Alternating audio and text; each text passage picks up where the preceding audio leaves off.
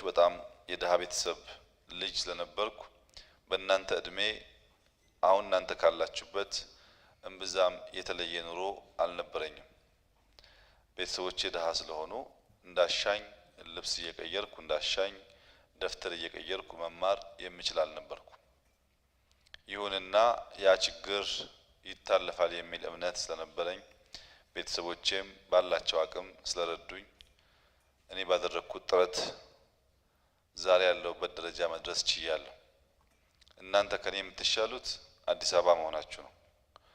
እኔ በተወለድኩበት መንደር 6ኛ ክፍል ከተማርኩ በኋላ 7ኛ ለመማር በጣም ብዙ ኪሎ ሜትር በእግሬ መጓዝ ነበረብኝ። 7ኛ ክፍልኛ መንደር ስላልነበረ እናንተ መንደር 7ኛም 8ኛም 10ኛም አለ።